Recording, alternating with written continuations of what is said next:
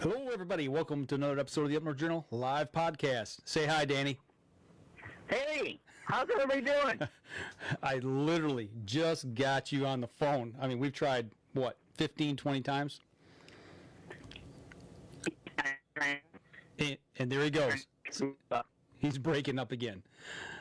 Okay, Danny, keep driving. Hopefully the connection will stay. He'll come back in here. While we're doing that, we'll share a couple things, and we'll keep trying to make this connection work. So, and there goes Danny. So we'll try him back here in just a second.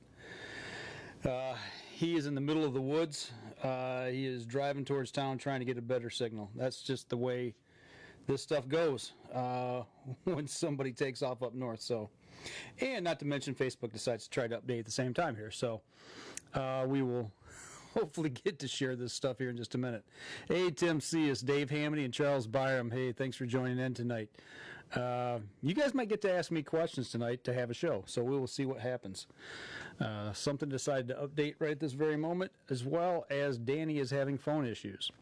So we'll try to get this thing rolling here in just a second. So hopefully everybody's doing well. Hopefully everybody's having a good Labor Day weekend and out shooting their bows and guns and getting practice in and all that kind of good stuff. So we will see what happens here in just a second with this stuff. Well, you know what? We'll just share on the phone.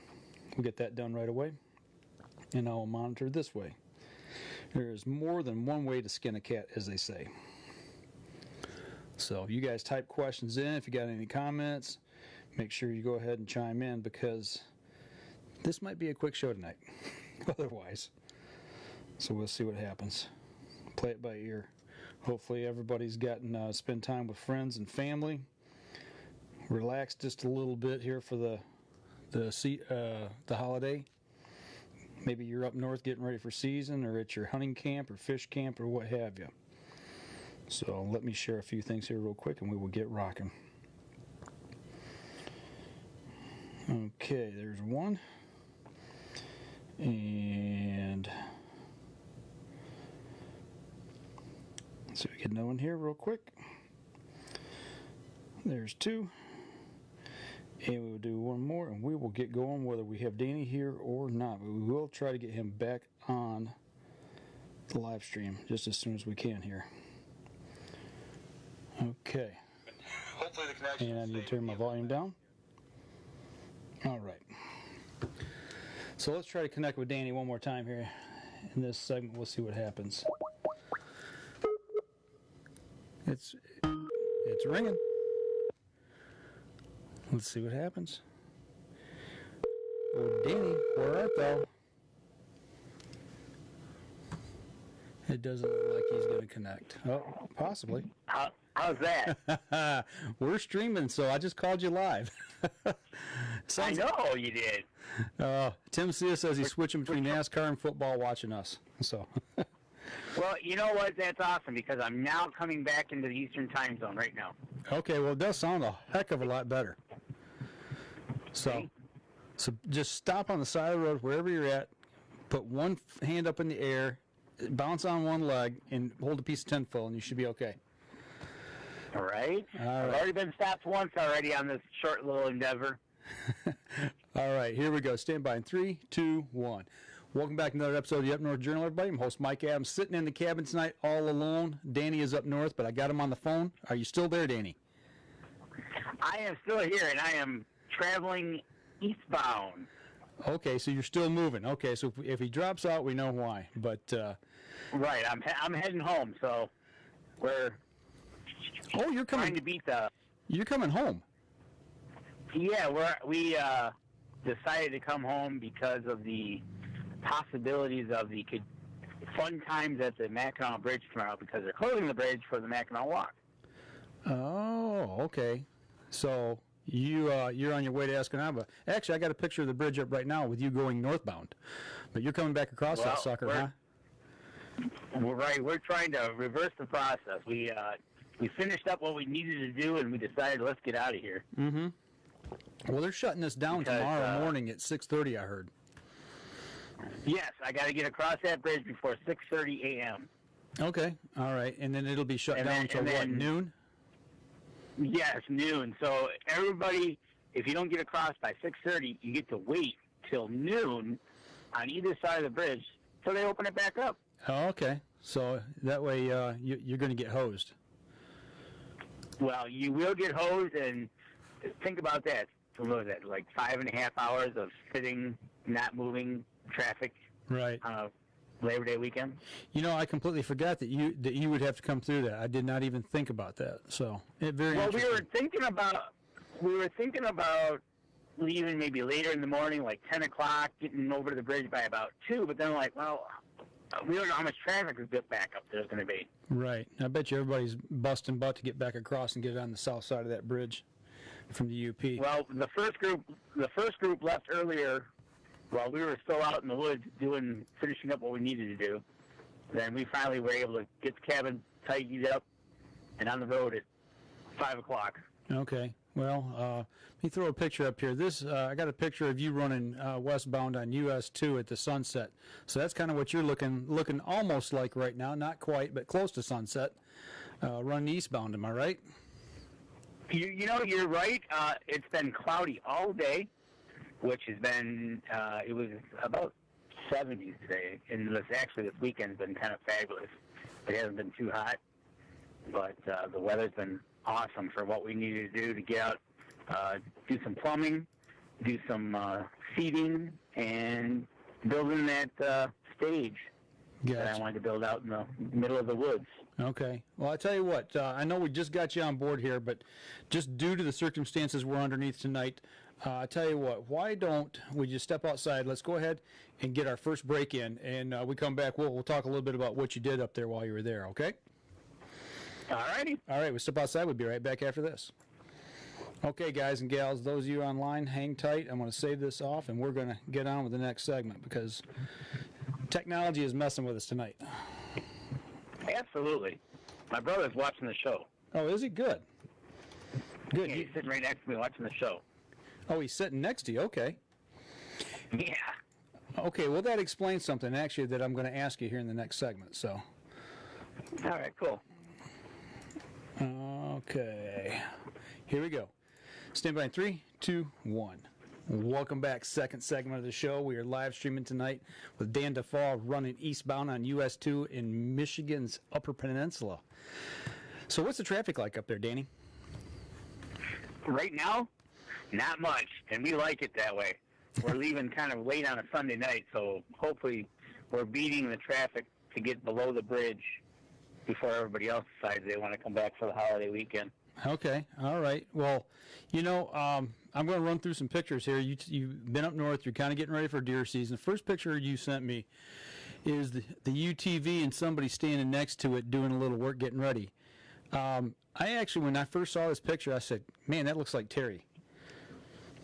And I'm assuming it is. It is. I'm like, well, wait a minute. Danny said he was going. I didn't know Terry was going up with you guys. So, so that's Yep. your brother there. You got all your gear laid out. Talk a little bit about what you're doing up there with the trees.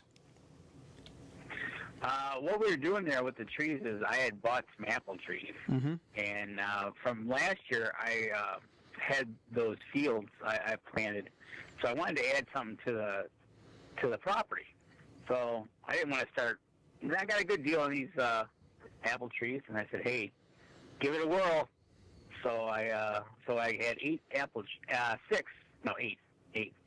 trees I needed to plant, and that was what I needed to do. And we got everything put together, and we kind of developed a plan to get out there and then go and get them put in the ground, and got fencing to put around them, and so it was that was Saturday's adventure. Okay, now getting out and doing some Johnny Appleseed. Now, the picture here I'm looking at, the first two I'm looking at, you know, he's digging a hole, but that strip, actually, let me go back to it. The strip that you guys are parked in with UTV, is that the logging road? That's the part you see where I'm parked is that's what I planted last year. We're at the rye and clover. Okay, all right. So that actually came out really good for just basically all I did was just ran over it and then just threw seed, and then it came up really good this year for the first time. I did put the lime down and what I needed to do. I did have the soil tested last year, so it came up good, and so I wanted to add to that. And the apple trees required, they said, at least 6 hours of sunlight. So what I wanted to do, I said, hey, why don't I just put them out there, out in the field? So I just kind of put them on the edge of the field around that one, and that field now has 6 newly planted apple trees around it. Okay, so this picture here I'm looking at now, Terry's getting ready to dig a hole. You planted those off of the field there, right in the edge of the logging cut. Am I correct? Yep. Okay. Yep. Now this just looking at the picture here, I remember what this thing looked like back when we talked, when you went up north back in the spring. And I was quite impressed with the amount of regeneration you had then. But to me, man, this looks like it is thick as thieves in there with regeneration. I can't believe how thick that is. I tell you what, there are some spots in there. A deer will jump literally from the road into there, and within 10 to 20 feet, gone. Mm-hmm. It's that. Gotcha. That area right there that's got full sunlight and regen in that area is doing really good. Okay. Gotcha. So, and then there's other spots where it's kind of a little bit thinner. It'll come along, but yeah, there's definitely some spots where the regen is definitely taken off like you wouldn't believe. Yeah, I see you, the way you got the tree wrapped there with the stakes and the fencing and everything. That regeneration right there, to me, is simply phenomenal. I mean, now is that mostly BAM that's coming up there, or is it just ferns and other weedy material, or is there some? It looks like there's some BAM in there. There's some poplar coming up in there. There's some. A lot of the ferns are coming up in that area, mm-hmm. But it's just total new growth from basically what you could see from the road, like that. You could see the underbrush. Mm-hmm. You could see 50, 60, 100 yards in mm-hmm. to that, where you can't see hardly anything right off the road now. Now, okay, so when you went back up this time, are you seeing where deer are making inroads into that and making trails yet? Absolutely. There's, I don't know if I sent you the picture, but at one end of the field where we planted some apple trees, mm-hmm. at the end of the field, you can definitely see where they're making inroads to get into that field. So we put an apple tree on each side of the field at that end. So when they eventually come out, they'll be walking out right under some apple trees. Mm. Okay, gotcha. Yeah, it's dude, I'm just blown away with how well this looks. I mean, the way it's regenerated. Let me ask you this: what about the rest of the family and your cousins and everything? Because you've got 2 joint properties there. Is everybody satisfied with the results of what happened? Absolutely. We talked about it over the weekend, and with a little work, we kind of like we talked about last year by having it cut, giving us a clean blackboard to start working with and start kind of how we want it to materialize. If we want to make trails, if we want to do some food plots, depending on where you want to go, maybe add a road, maybe add a few things so you can move around better. Whether you're on a 4-wheeler or you're a tractor or like that, but it's giving us that new clean slate to start working with, and this is kind of the first full year that we've kind of started working at it. Okay, all right, yeah, that's like I said, just for the first year, from what I seen back in the spring, the pictures you showed me back in the spring, this is really taken off well. It's simply there is at least definitely it ranges anywhere from 3 to 6 feet of new growth this year. Okay. Now, do you, like you said, you're going to plan on maybe making a couple more inroads there, maybe some paths through there to get in to certain areas to hunt? Exactly. That field that you got up there now is kind of in the shape of a kind of like a cross, and it seems to me that each end of the cross has a deer trail coming in. Okay, I had a camera on that field, and you could just tell that they were just meandering through that field. So that gives me some good thoughts as to how that's working out right now. Okay. Now, when you guys started getting ready to plant these trees, you went and bought these. These are regular apple trees, or are these crab apple? What kind of trees are they? So these trees that I got, are Red Delicious apples. Okay. Got a good deal at the end of the season over at Walmart. they had them closed out clearance price, and I'm like, hey, I'm going to take them up north. It says it takes 5 to 6 years to bear fruit, so hoping that we'll find some fruit here in a few short years. Did you get any recommendations on planting, on how to plant, the procedure for planting, the amount of fertilizer, all that stuff? And if so, what did they tell you? Not really. Basically what they wanted you to do is don't go overboard on the fertilizer, don't shock it, and then basically what we did is we uncovered the roots, kind of dug a hole. We didn't dig it too deep, just enough to get the ball of the roots into the ground, and then we just kind of backfilled. And what I did, I put in the soil, backfilled it with the soil that we dug out, and then I put over on top of that, I put some weed screen, and then I dumped some mulch on top of it to hold the moisture in. And we gave them each a 5-gallon, 10 gallons worth of drink of water, and away they go. Okay, now I just clicked over to the picture where you've got the fencing wrapped around it. I see something that's black there around the bottom. Is that the screening and the wood chips that you piled on top of that? Or am I Yep. That's the weed screen and the wood chips that we put on top of it at the base. And we also added a wrap around the base of the trunk in case little rabbits, mice, little guys want to try to chew the bark. You didn't want them to girdle the bark. I gotcha. Okay. Right, exactly. How high is that fencing? It looks like what? Maybe 4 foot? Is it 4 foot high?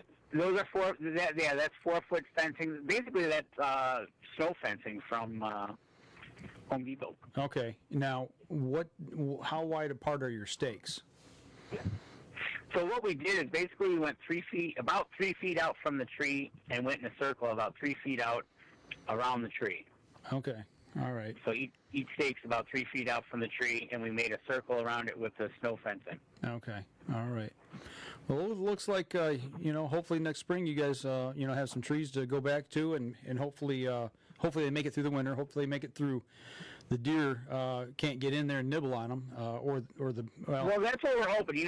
We're hoping that they're taller. That's another reason I liked buying those trees, because they're anywhere from 6 to 8 feet tall already. Yeah, right. And I think that gives them a good enough start to get above the browse line if they can reach their neck over. Mm-hmm. I'm sure they can at some part, but it might be tall enough that it should be okay for them to keep going. Okay. Now, something else I was just thinking about, where you've got these, let me go back to this other picture here, where your brother's got the shovel, where you planted those. That's kind of like you said, that's the edge of your field. Now, and you've got that opening where you dug around and planted them. Are you going to continue to keep that area around them as weed-free as possible? Yeah, what I'm going to try to do is every year, whether it be spring or maybe in the fall again, is I'm going to try to walk around there, maybe with the weed whacker, and just try to prune everything back to let that tree get as much availability and to grow. Keep as much moisture as possible and keep everything else from trying to choke it out. Exactly. There was some poplars right there. We knocked those down and definitely get a weed whacker around each of those and just continue to give it as much room as possible to get enough height in it so it'll take off on its own. Okay. Well, it sounds like that was a pretty good time of getting eight trees planted. How long did it take you to get those in? Those took a few hours to get planted, and then after that we did our seeding. That I wanted to do some seeding, and that was another few hours. We were basically out there all day yesterday, planting and feeding. Planting and feeding. Okay, gotcha. I tell you what, let's go ahead and take our second break. When we come back, we'll save the latter portion of the show here for talking a little more about what's going on up there in the UP. But we're going to step outside. We're taking another break. We'll be right back after this. Okay, for those of you on the live stream, make sure if you got any questions. I see Charles Byram tuned in. He says, how was the dove opener over there in Michigan? He goes, oops, never mind. Oh, Thanks, Charles. And your brother did check in as the co-pilot, so he's co-piloting the show from the passenger seat there, so that's good. We got Dave Hamdy on board, Tim Cias, and Wayne Sittons joined in. Thanks, guys, for tuning in tonight. So, how's the weather up there right now while I'm saving this off here? Actually, you know what? It is really nice. Actually, it's more cloudy over towards Crystal Falls. It's kind of breaking up over here as we head east, but it's only in the 70s. Okay. Kind of nice. Bugs? It was actually cool the first night we got here. Okay. Thursday night. Bugs not bad? Actually, the bugs are not bad. Flies is anything out in the woods, but not any mosquitoes or gnats or anything like that. Okay, gotcha. All right. All right, here we go. Stand by. 3, 2, 1. Welcome back. Third segment of the show tonight. As you can see, I'm sitting here in the cabin all alone. Danny's on the road. Actually, Danny is eastbound on US 2 as we speak, heading towards Escanaba. So, how's the traffic? I am in the heart of Escanaba. Oh, you're in Escanaba. You know, okay. I've made it to Escanaba. Okay, so we got a half hour before you lose phone signal. Probably you'll lose me in about a half hour. Then you won't pick me up till Mesquite. Yeah, right. I got you. So we'll try to keep the conversation here rolling right along. Don Gibson says hello. Right. So, okay. So you said you did some planning up that way. Yeah. Okay. So what'd you do there for the fields? What do you got going on for the fields, and what'd you do? I got some winter rye, and then I put that out. I just basically seeded everything and anything that I could get my little hand seeder, and I could walk it. I heavily seeded that. I wanted to fill in some spots that were still dirt. I just wanted to fill it in, to get it to fill in, so it doesn't look like just a dirt patch or anything like that. The food plots that I worked, I reseeded those. There was some other stuff that I threw out as well, some mixed seeds as well, to see how that did. My cousin up here did the same thing, throwing some other seeds along with it. So we kind of gave him a smorgasbord out there, and we'll see. I was surprised last year when I did this the same time, when I went out and threw the seed, and I came back this following year. I was quite ecstatic what I seen with the growth. So I'm hoping to see it again next year. Yeah, I do remember when you brought those pictures back. You know, we're both kind of wondering how well it really took off, and you were surprised when you got up there. That was for sure. I was shocked. I was quite ecstatic. So hopefully after this year, next year, maybe we'll do a little bit. I'll have to pull some more soil samples, see how the soil's doing. Maybe get a rototiller in there, turn the soil over. One field needs a lot of work. I need to flatten it out a little bit. It's kind of a Humpty Dumpty kind of field. It's up and down. Gotcha. You know, moving along here just a little bit, I just want to try to get as much in before we lose phone signal and talk about some of the things you sent me. You sent me some trail cam photos, and I've got an order of them built here that we'll talk about as we go along, and I'll let you know.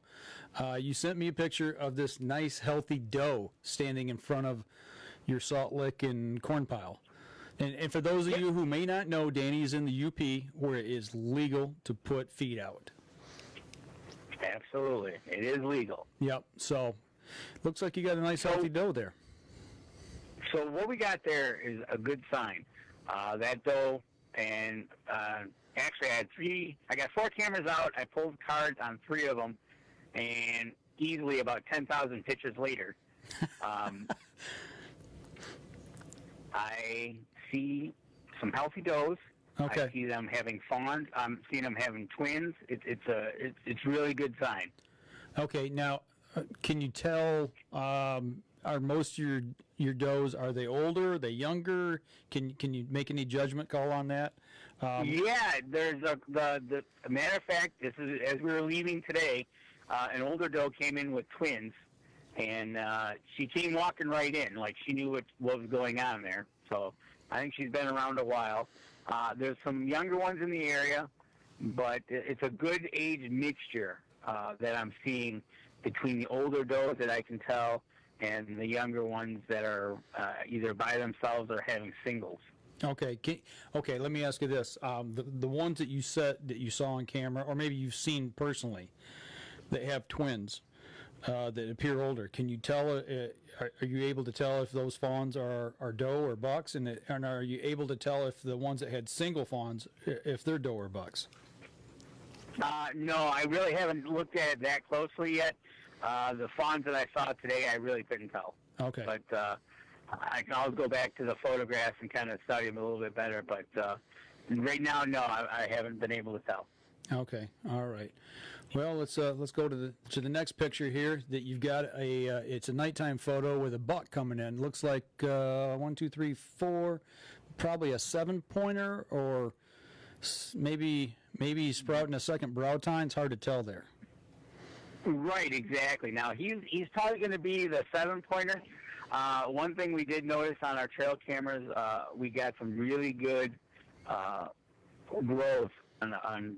We got a 6, a 7, and an 8-pointer that are in the area, and compared to what we've been seeing in the past with the spikes and the 4s and the younger deer, those are really nice bucks to see in our area at this time. It was kind of hard to not see them in the area, and then all of a sudden, you'd be out hunting, and then all of a sudden that would happen. But right. We got them on trail camera since July and August, and that picture you saw there was from Thursday night, I think, or Friday night, probably Thursday night. The 30th, yep.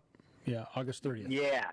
So that's our most recent pic we have of him, and for our area, that's getting to be a nice buck. Okay. Now, you can't really tell in this picture. I mean, if I had to guess at this buck, he looks a little narrow. I mean, it's real hard to tell on this photo, just the way he's turned. But is that a 2.5 or is that a 1.5-year-old buck? I'm going to go with a 2.5, possibly on the outside of a 3.5, but more likely, typically we see the 2.5s that are at that stage. Okay, all right. Just wondering, if you were seeing some good antler growth out of your 1.5-year-old bucks, or if this was more of that 2.5-year-old age class. And what he's probably a 2.5 for sure. If that's the one from last year, but we had a 6 that we seen but was never gotten. So I'm pretty sure he's a 2.5. Okay.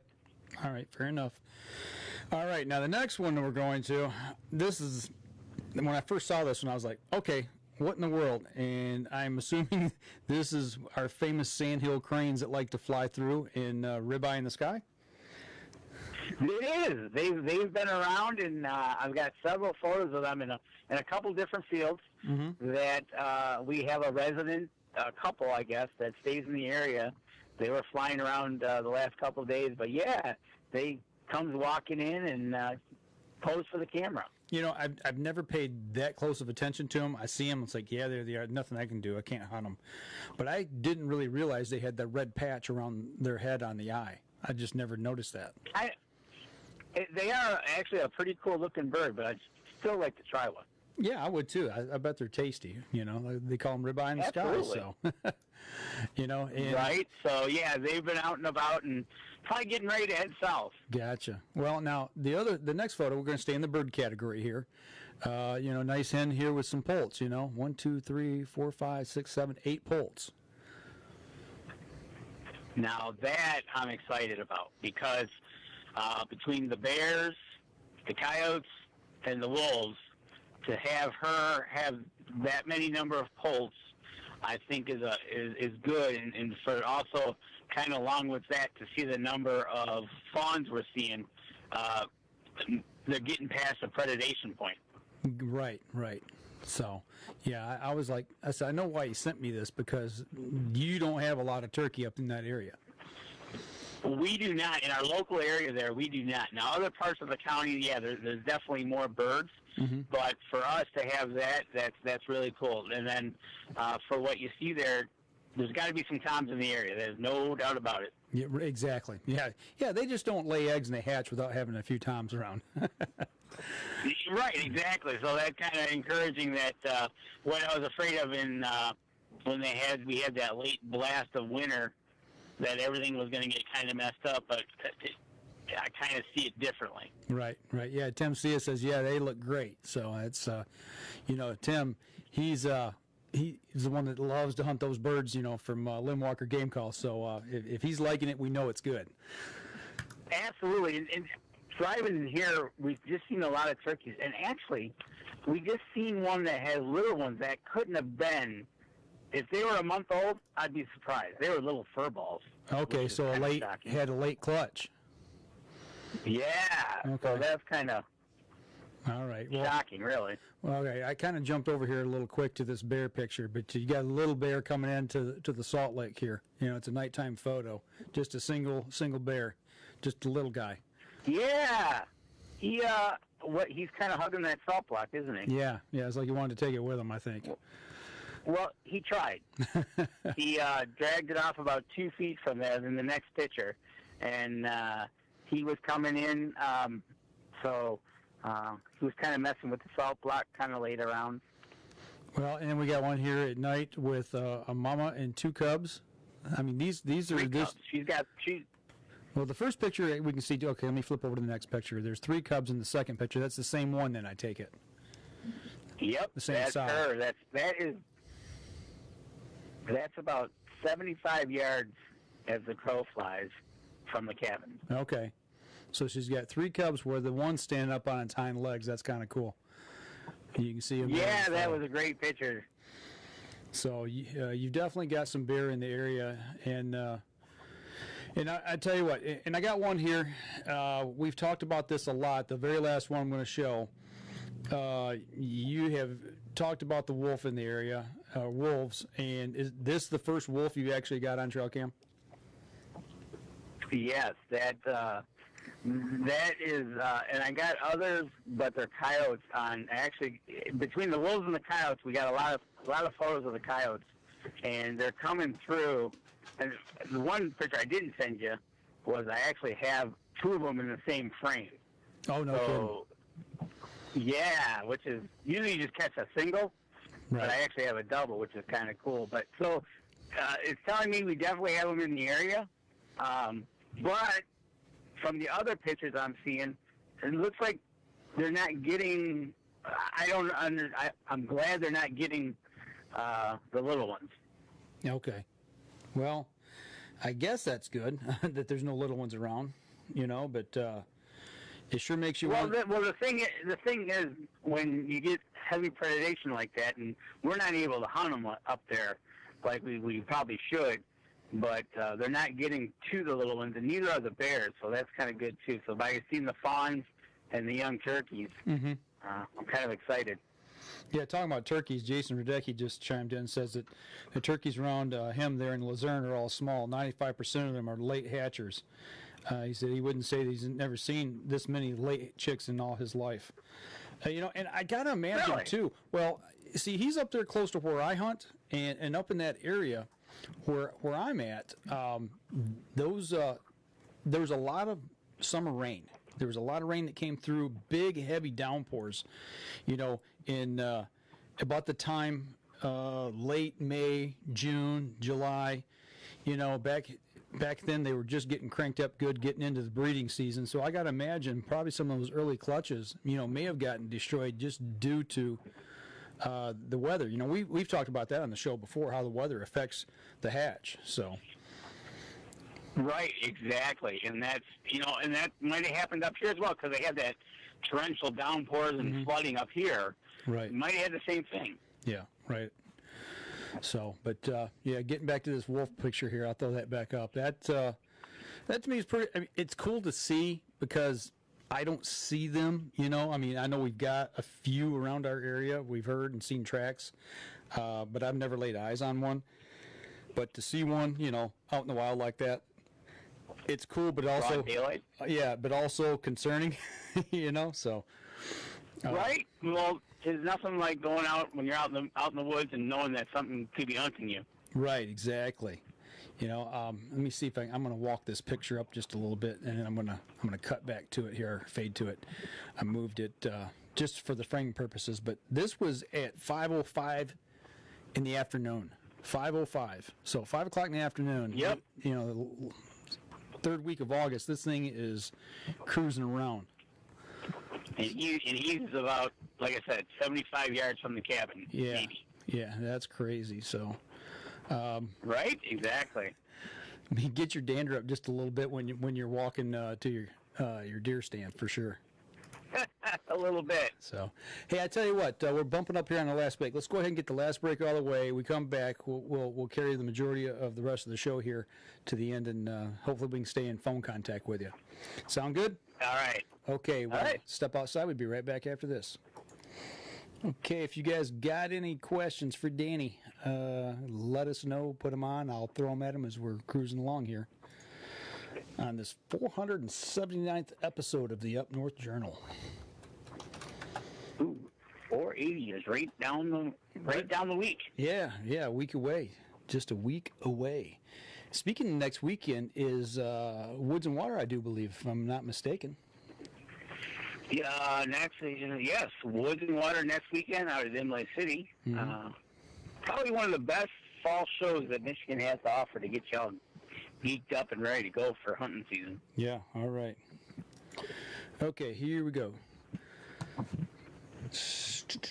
Stand by in 3, 2, 1.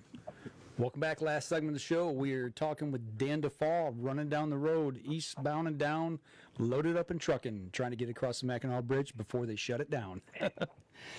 You got it. You're right. We are trucking, that's for sure. You're running at posted speeds, I do hope. I am now. Okay, all right, fair enough. I'd just like to give out to a shout out to our MSC guys, real nice guys. Oh yeah, yep, definitely. Jason Rudecki also said, same with the fawns, talking about fawn crop. We see grown-up deer all over it, and he says, I bet I haven't seen more than 4 fawns all summer. Plain weird. You know, and I will actually, let me comment just a little bit about that. At our camp, same exact issue, but we know that we have got coyotes up the wazoo. We have a huge coyote problem. Our guy that lives up there at our camp, it's not good. He's seen a lot of fawn mortality where, it looks like predation. So we're really concerned about our fawn recruitment for next year. So I'm hoping that we don't run into a problem where we see an entire age class just about wiped out because of this, because they are wreaking havoc. And, I don't know, Jason, it might be the same issue there where you're at, because I know you're not real far away from where I am. You're just down the road a piece. So, let me know, chime in if you think it's predation where you're at. So, but speaking of the fawns, on camera, I've got. I can tell by the spots as the months went on. I think how you talked about how having multiple ruts. Yeah. I think we've got at least 2 going on here, because there's a couple fawns on camera that look kind of like really, really young, and then I got a couple that are kind of look older, bigger. You know. Yeah, I got you. Yeah, makes sense. Yeah, that's kind of the way we see it at our place too. We definitely have 2. I have seen fawns with spots in October. In the first part of October, little guys. You can tell that they were dropped like a 3rd rut, and that's definitely not good. So that's probably what you're seeing up there as well. And while we're on the subject, talking a little bit here, hang on just a second. I'm gonna reach over here in this chair, this empty chair that Dan left. I got a couple pieces. Yeah, at least a couple pieces of new gear. I left you the chair. Right, this week. First one is this deer jawbone extraction tool. I got this via QDMA's website. Purchased it from them. You can get them and I believe at the Forestry Services make one of these as well. But this is for extracting deer jawbones for aging. And this is something we're going to do with all of our deer this year, and make sure that we get those taken care of. Once we get those out, we take and number them, tag them, put them in a fish basket, hang it up. That way, the insects will eat the meat off of the jawbone. That way you don't have to worry about scraping them completely clean and all that. You can get them clean, but, we're talking about the little fine stuff. And then as we number those jawbones, I got a harvest book here. Yeah, it's called a harvest book, kill book, whatever you want to call it. I didn't name it. It is what it is. But this way we're going to log all the deer that we take this year and keep track of them. We're looking at we number the jaw bones, and then we correlate that number with a deer number here in the book, the date it was shot, the hunter who shot it, the sex of the deer, the age, which we'll get from the jawbone from our habitat management consultant. Will do that for us. Then we'll have weight in pounds. We can either measure live weight or dressed weight. And I actually just bought a new digital scale for our camp for that to use on our buck pole. Antler points left and right, inside antler spread, left beam circumference, right beam circumference, left beam length, right beam length, and then if it's a doe, if it was in milk or not, and then any comments. So once you start putting this together, each season, you can start to really get a handle on what you're taking out of your herd. It starts to give you a story as to what's going on, right? Absolutely, absolutely. So, that's just a couple little things that I've picked up here to make sure that we're moving forward with our plan into the season. And, we get our fields planted, then we get some trail cams out, get our trail cam survey, figure out what we're actually going to take this year, and then put the plan to action, so to speak. So. Right, and see, that's a good thing. Now, up here in the UP, my area, pretty much most of the UP, except for the southern counties, we're not allowed to take any does. So we're still fighting with Mother Nature as to what she's up to, but I'll do my best, what I can do, food plot-wise, apple-wise, to bring the health of the herd up. And usually you're kind of hunting with my trail cameras, really. Right, gotcha. Are you guys gonna start taking and keeping track of what you take in the field, or you just kind of getting your feet wet and getting into it? Have you got any plans down that road yet? Actually, we do have a book that kind of like a camp history book that every time somebody goes there, you're supposed to write in when you're there, what you did, blah blah blah. And usually we try to fill it out during the hunting season for sure, as to who sees what, if we had taken anything, where they were taken, simply like that. Okay, all right. Do you correlate that with, like, the winter of '96 when we lost a lot of deer? We had 3 feet of snow during a storm. Do you ever write anything that's weather related in your book so you can correlate to what you've taken and how that might reflect? Yeah. Like when we have like the big snow that we had, we've written that down. Most of the time we write down if it's cold or is it warm or are we having heavy snow. I could probably sit down and go back and read through it and get a good collection as to what happened that year. I know my cousin Dennis likes to come up in December to see if he's gotten anything. Was it cold at the time when he was here? Kind of track the weather as it goes. Gotcha. Hey, right now while we're online, got to give a quick shout out because he just chimed in. Actually, he just tuned into watching. Denny Steiner is watching the show tonight. Denny, brother, I am glad that you got out and you're back home. That's all I'm going to say about that.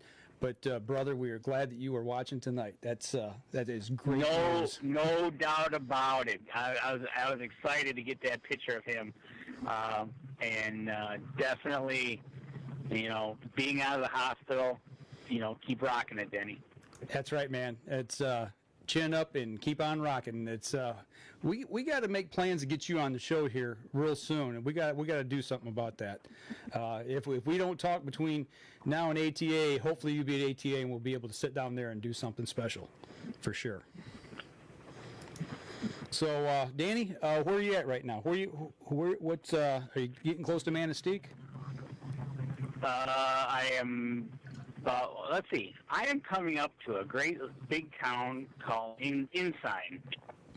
I'm just outside of Rapid River, which is just outside of Escanaba. Rapid River. As you go east. Rapid River Knife Works, man. That's one of my favorite places. I wish I was there because I'd just jump out of the truck as you drove by and say, pick me up next time you're up, because I love stopping in that place. Yeah, well, you'd be left there because I'm trucking. You're not stopping. You're just going to keep going. Right? Have you ever been in that place? I've never been in there. My friend, you need to spend a half hour out of your time one day when you're up there, and make sure you stop in and just take a peek in there, because that place is absolutely phenomenal. They make some great equipment, from knives to hatchets to, fur and fin knives to skinning knives and caping knives, all that kind of stuff. It's just simply amazing what they can do with steel and a little bit of bone. I'm going to end up spending money if I stop there, aren't I? Yeah, you will. You will, but I'm telling you what, it'd be Okay. well worth. I mean, you've seen some of the stuff that we've got, and it's just simply phenomenal. Yep. Of what they do there. It's and actually those guys were formerly part of Marble Knife Works back in the day, way back in the Yes.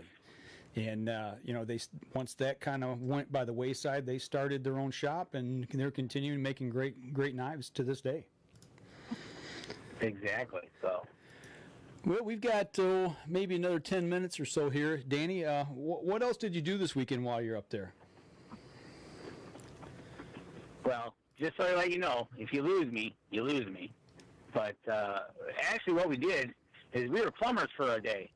Now, if you paid attention and listened along, you knew I had some plumbing issues with the cabin last year of the pipes freezing. Yes, you did. But we fixed that. We fixed that. We took a day, Friday, and we converted all our PVC piping over to PEX piping, which can handle the cold a lot better. Okay, it will. It's Yes, the tube will expand if there's water in it to a certain. It's rated to a minus something. Minus something. Yeah, off the top of my head, but it'll survive. It'll actually flex, as opposed to where PVC will just crack. Gotcha. It's UP approved, I take it. It's everywhere it gets cold approved. That's for sure. Gotcha. Well, I'll tell you what, my friend. Why don't we just go ahead and let you go right now, because the signal, I can tell, is starting to break up just a little bit, and you need to concentrate on driving anyway. And I think we just lost him. I think Danny is gone. So, Danny, if you can hear me, I'm going to go ahead and disconnect and let you be on your way. You and Terry have a safe drive. So, that's the way this thing works here, folks. It's just that's technology, and when he's in the UP, sometimes it works and sometimes it don't. But actually, we almost got a complete show out of this tonight. Other than that, I really don't have a whole lot else to talk about unless you guys want to throw something my way real quick. We'll continue the conversation and see what's going on. But Danny's trying to, actually, the Mackinac Bridge, they're doing the Labor Day Bridge Walk tomorrow. And what they do is they shut that bridge down. It's across the Mackinac Straits, 5 miles long. And it'll be shut down at 6:30 a.m. in the morning, and it will not reopen again until noon. So for 5.5 hours, that bridge is actually shut down to traffic. So if you can imagine I-75 on the busiest holiday in northern Michigan for the year being shut down for 5.5 hours, you can just imagine the backups. So that's what they're going to be dealing with. And he's trying to get back south of the bridge, get back home tonight so they don't have to deal with that. But that's just the way it goes here in Michigan. So other than that, I don't have much else to talk about. I've been busy at work all week. I've been going through a lot of automation training at work, and it has been taking my time, 14-hour days. So I've not been shooting my bow. I've not been looking at trail cam photos. I've not really been doing much of anything except sleeping, getting up, going to work, coming home, sleeping, doing the same thing over and over again. But that will change this week, hopefully. Plan on getting out, shooting the bow a lot more, getting ready for the opening day of, or the opening weekend of archery season here in Michigan. So, but other than that, the only thing I did really got the book, our harvest book that I've been waiting on to come from QDMA, and our deer jawbone extraction tool. So I'm happy to get that in. I've got a video that was put out by Kip Adams from QDMA on how to use this. He explains it pretty well. I've got one more piece of gear that I need to buy to make all of this work. Actually, two. I got to get the basket to put the bones in, and I need to get a pair of lopping shears to actually be able to break the bone in the jaw. So if you guys get a chance, go over. Actually, I'll post that video on our page this week. That way you guys can kind of see how it works. And if it's something you guys might be thinking about doing at your camp, then by all means, it's something worth checking into. I think it cost me $15 for the tool to actually extract the jawbone. So looking ahead here, didn't look like anybody else is on. So I am going to wrap up the podcast portion of the show. I'll hang around for a few minutes on the live stream, and we'll see if anything else comes about, and we'll talk about. If not, we'll wrap everything up. But for the podcast, that'll do it for us this week, folks. And for those of you all on the live stream, if you've got anything you'd like to talk about real quick, I'll entertain a few questions if you'd like. And if not, I completely understand it being Labor Day weekend. Hopefully you're spending time with friends and family.